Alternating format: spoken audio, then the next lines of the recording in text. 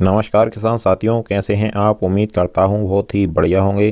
किसान साथियों, आज की वीडियो में हम बात करेंगे गेहूं की फसल में बालियां निकलने के बाद में आपको कौन से कार्य करना ज़रूरी होता है और किन बातों का ध्यान रखना ज़रूरी होता है जिससे आपको गेहूं की फसल से बहुत ही शानदार पैदावार मिल सके।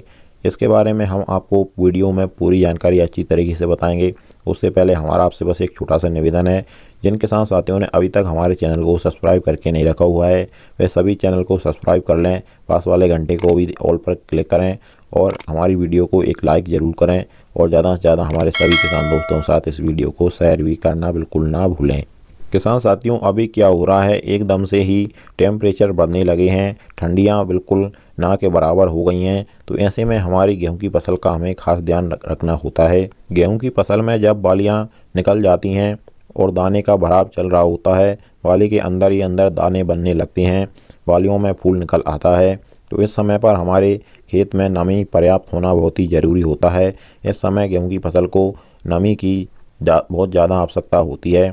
और क्या हो रहा है किसान साथियों, इस साल टेम्परेचर भी बहुत जल्दी बढ़ गए हैं, तो ऐसे में इस समय पर आपको अपनी गेहूं की फसल में सिंचाई ज़रूर करनी चाहिए। और किसान साथियों, इसी समय पर अगर आपने अपनी गेहूं की फसल में पहले पोटाश का प्रयोग नहीं किया है तो इसी समय पर आपको किसान साथियों, जब आपके खेत में पूरी तरह से बालियां निकल जाएं तो आपको NPK 0050 का स्प्रे करना चाहिए। इसकी मात्रा की बात करें तो 1 kg लेना है आपको 1 एकड़ खेत के लिए और स्प्रे कर देना है। पानी की मात्रा की बात करें तो किसान साथियों, आपको 150 लीटर से 160 लीटर पानी में 1 एकड़ खेत में स्प्रे करना है।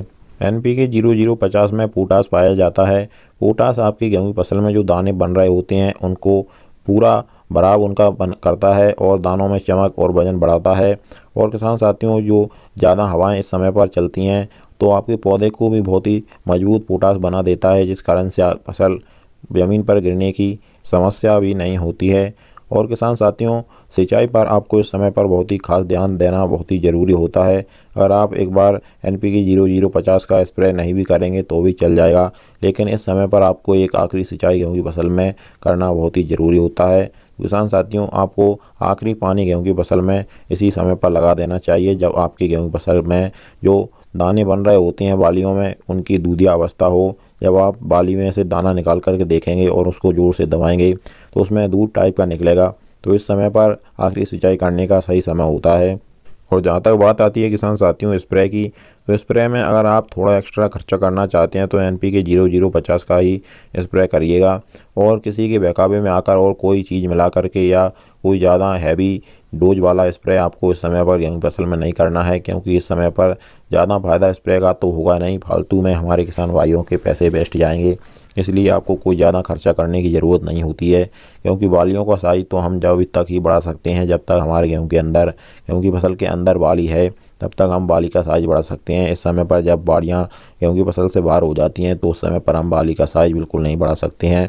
हाँ, NPK 0050 का अगर आप स्प्रे करते हैं तो उसमें आपको दाने में फ़र्क देखने को मिलेगा, दाना आपका चमकदार, वजनदार और स्वस्थ बनेगा। तो किसान साथियों, इसी प्रकार से हमारे चैनल के द्वारा आपको सही और समय पर जानकारी आगे भी मिलती रहेगी। इसके लिए आप हमारे चैनल को सब्सक्राइब करना बिल्कुल मत भूलिएगा। चलिए फिर मिलते हैं इसी प्रकार की एक और नई जानकारी के साथ अगली वीडियो में। नमस्कार।